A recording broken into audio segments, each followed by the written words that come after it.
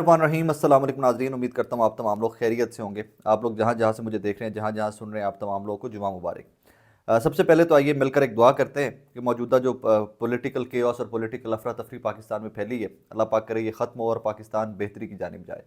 Cause माजी ये बताता है, पाकिस्तान की तारीख ये बताती है कि जब जब इस किस्म का केओस, इस किस्म की अफरा तफरी पाकिस्तान की जमहूरियत को लेकर फैली है, जमहूरियत पसंदों और जमहूरियत के लिए कोई नताइज अच्छे नहीं निकले।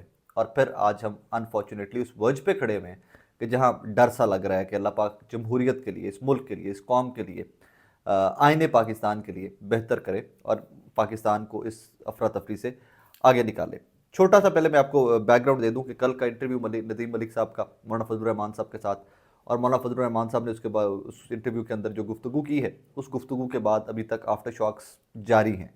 आफ्टर शॉक्स क्या जारी हैं? मेरा तो ये कहना है कि पिछले 20-30 साल, 40 साल का सबसे बड़ा इंटरव्यू ये था, और अगले 10-20 साल इस इंटरव्यू के आफ्टर शॉक्स और इसके झटके जो हैं वो आते रहेंगे।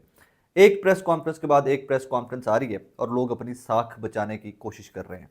मुस्लिम लीग नून और पीपल्स पार्टी ऑब्वियसली हिट हुई हैं इस इंटरव्यू में, और जनरल बाजवा और जनरल फैज़ के बारे में तो पहले ही बहुत सारे गुफ्तगू होती है ये माजी के अंदर कि जी वो VONC, vote of no confidence के पीछे थे और ये था वो था। लेकिन यहाँ पर आकर जो सियासी जमातों का चूरन था, नून लीग और पीपल्स पार्टी का, वो बेचारों का एट वंस गिर गया। वो बिका भी नहीं, वो गिर गया, ज़मीन बोस हो गए। तो उसके बाद वो अपने उस चूरन को किसी ना किसी तरह से बचाने के लिए हाथ पैर मार रही हैं, बट अभी उनके पल्ले आ नहीं रहा। मलिक मोहम्मद अहमद खान साहब एक बड़ा नाम है मुस्लिम लीग नून का। जनरल बाजवा साहब से जो माजी में मुबैना मुलाकातें हैं शहबाज शरीफ साहब की, उन मुलाकातों में भी ये नाम बड़ा चलता रहा। फिर जब बुज़दार साहब वाले टाइम के बाद इलेक्शन हुए पंजाब में, जिसके नतीजे में हमजा शहबाज साहब वज़ीर-ए-आला पंजाब बने थे, तब भी नाम आता रहा मलिक मोहम्मद अहमद खान साहब का कि जनाब वो वज़ीर-ए-आला पंजाब हो सकते हैं। तो उनके नाम को लेकर भी आज एक सुबह प्रेस कॉन्फ्रेंस आई, उन्होंने फिर वही बोला कि जी फैज़ साहब तो जा चुके थे और general Bajwa and all that, मौलाना क्या कर रहे हैं, मौलाना को खुद पता नहीं है, मौलाना की सियासत खत्म हो गई है। फैसल करीम कुंडी साहब पीपल्स पार्टी से उनका ताल्लुक है, मौलाना फजलुर रहमान साहब वाले हल्के से पीपल्स पार्टी के टिकट पर इलेक्शन लड़ते हैं। उनकी भी स्टेटमेंट ये आई कि मौलाना की सियासत खत्म हो गई हुई है और वो अपनी सियासत बचाने के चक्कर में पड़े हुए हैं। कहानी ये नहीं है। कहानी ये है कि आज जब मैं आपसे मुखातिब हूँ तो पाकिस्तान खड़ा हुआ कहाँ पर? इस इलेक्शन को लेकर हर सियासी जमात प्रेस कॉन्फ्रेंस कर रही है और अपना अपना नैरेटिव बेचने की बात कर रही है, कोशिश कर रही है। लेकिन उससे पहले मैं आपको एक चीज़ बता दूं, आज सिंध में GDA ने एक एहतजाज किया है। मैंने उसकी फुटेजेस देखी हैं और मैं हैरान परेशान हो गया हूँ कि एक सियासी जमात जिसने ये एहतजाज किया है, मैं आपको लगाकर भी दिखाने की कोशिश करता हूँ। ये एहतजाज देखिए ज़रा, जहाँ तक आपकी नज़र जाएगी इसमें अवाम ही अवाम है, जहाँ तक आपकी नज़र जाएगी। और इस तरह के एहतजाज पूरे मुल्क के अंदर स्टार्ट होने जा रहे हैं। इमरान खान साहब ने भी कह दिया हुआ है कि कल सैटरडे को मुल्क गिर एहतजाज होगा, पुरअमन एहतजाज होगा।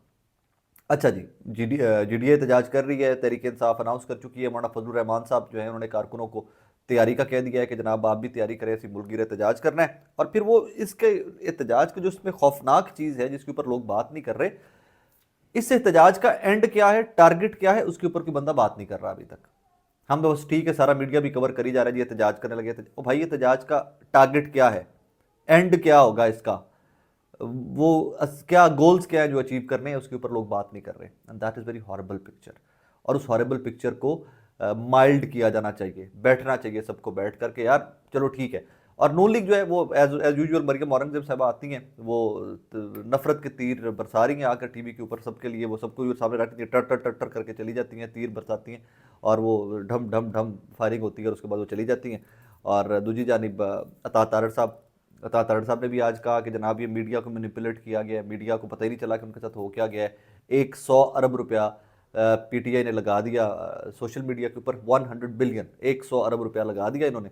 और उसके बाद इन्होंने वो जो जाली फॉर्म 45 बनाकर फ्लोट किए हैं, मीडिया ने वो उठाए हैं। मीडिया ने तासुर दे दिया है कि जी इलेक्शन में PMLN हार रही है, और सारे मीडिया ने वही इंप्रेशन आगे चला दिया है। और उसके उसके नतीजे में this is what has happened. अब इसके ऊपर बंदा क्या बात करे यार, आप लोगों के पास फॉर्म 45 है तो bring it to the record. कोई वेबसाइट बनाइए, उसके ऊपर अपलोड कर दीजिए। मीडिया के सामने आप भी आते हैं तो टीवी के स्क्रीनशॉट लेकर आप भी दिखा के चले जाते हैं, उसमें आकर इल्ज़ाम लगा कर चले जाते हैं। But this is not a good picture.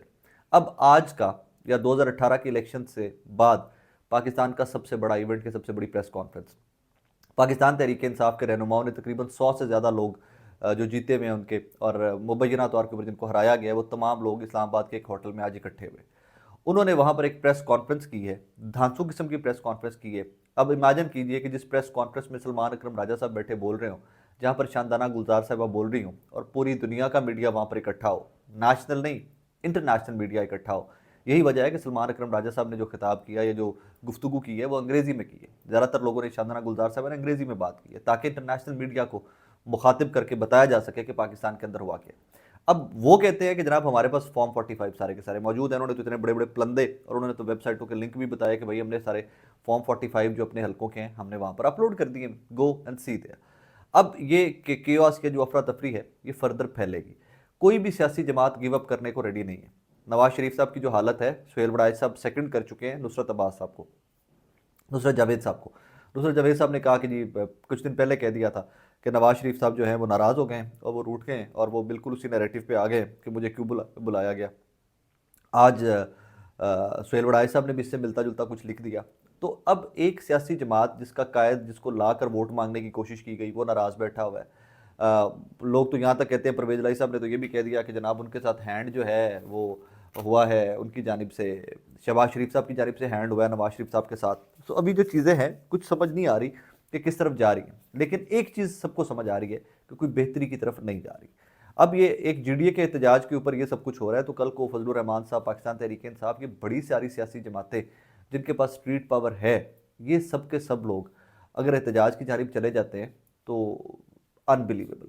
मैं एक मिसाल दे देता हूँ आपको इसमें, और ये सोर्स बेस्ड नहीं, मैं information based, direct information based आपको खबर दे रहा हूँ। इसके अंदर NA-15 मानसेरा, जहाँ से नवाज शरीफ साहब इलेक्शन हारे थे, वहाँ पर मुस्लिम लीग नून गिव अप करने को तैयार नहीं है। रीज़न कि उनको लगता है कि ये बहुत तौहीन हुई है उनकी, कि उनका कायद कि जो 3 दफ़ा के वज़ीर आज़म थे, जिनको पाकिस्तान ये कहकर लाया गया था कि आपको चौथी दफ़ा वज़ीर आज़म पाकिस्तान बनाया जाना है, वो इलेक्शन हार गए। शहजादा गुस्तासिम साहब वहाँ से पाकिस्तान तहरीक-ए-इंसाफ के बैक्ड उम्मीदवार जीते थे। उस सीट के ऊपर भी नून लीग गिव अप करने को तैयार नहीं है। और ये अगर खबर पहुँचे मेरी नून तहरीक इंसाफ के लोगों तक, मानसेरा के लोगों तक, तो भाईजान कि जो वो पंजाबी में कहते हैं ना, अपना आप कुंज लवो, तैयारी कर लो, ਤੁਹਾਡੀ ਉਹ सीट भी ਜਾਂਦੀ ਰਹਿਣਗੇ ਤੁਹਾਡੇ ਕੋਲੋਂ। फिर कह रहा हूँ कि ਉਹਦੇ ਤੇ अपना पहरा दे लवो, अपना जो सांभा कर सकते हो, अपने आप को जिस तरह सिक्योर कर सकते हैं कर लीजिए। अब इस तरह जब कोई भी सियासी जमात नताइज एक्सेप्ट नहीं कर रही, इलेक्शन हो चुके हैं, तकरीबन 8 दिन से ज़्यादा का वक्त हो गया पाकिस्तान में इलेक्शन हुए हुए, कोई सियासी जमात गिव अप नहीं कर रही, हर सियासी जमात रिटेलिएट कर रही है। और वो भी रिटेलिएट कर रहे हैं जो कहते हैं कि जी हम इलेक्शन हार गए हैं और हमें हरवा दिया गया है। और वो लोग जो हुकूमत साजी में जा रहे हैं, वो लोग भी रिटेलिएट करें, मुझे हमारे साथ भी धांधली होगी और हमारे साथ धांधली मीडिया ने कर दी है।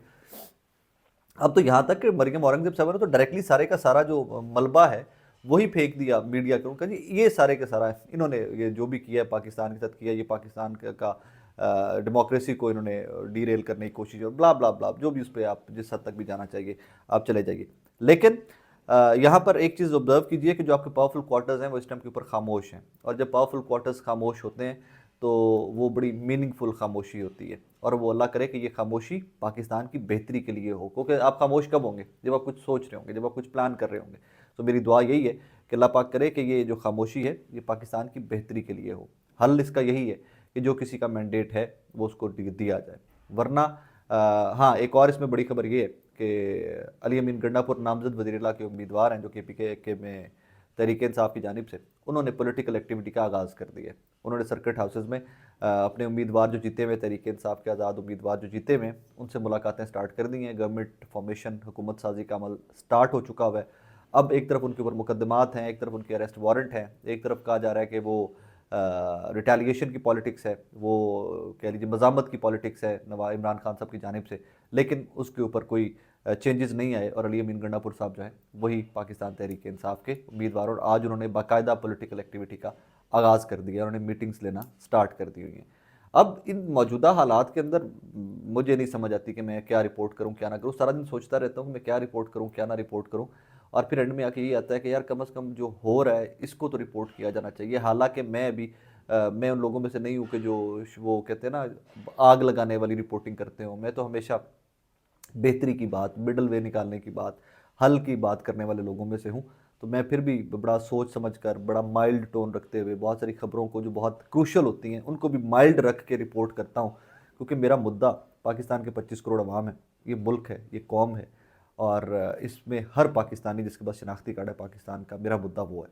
तो मुझे उन तमाम लोगों की बेहतरीन, पाकिस्तान की बेहतरीन, पाकिस्तानियों की बेहतरी के लिए रिपोर्ट करना होता है और आप तक पहुँचाना होता है कि व्हाट इज़ हैपनिंग।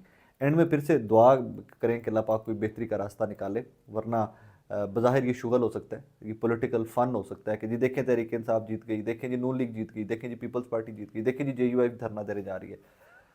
डेमोक्रेसी के लिए, जमहूरियत के लिए जो हालात बनते जा रहे हैं हर गुजरते सेकंड, अच्छे नहीं हैं। वो हमारे दोस्त हैं हसन अयूब साहब, जो अक्सर ट्वीट करते हैं रावी चैन ही चैन लिख रहा है, अब उनके बकौल भी रावी चैन नहीं लिख रहा, और अगर रावी चैन नहीं लिख रहा तो ये जमहूरियत के लिए कोई अच्छी बात नहीं है।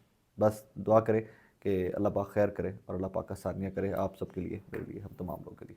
बहुत सारा ख्याल रखिएगा, दुआ में याद रखिएगा। अल्लाह हाफ़िज़।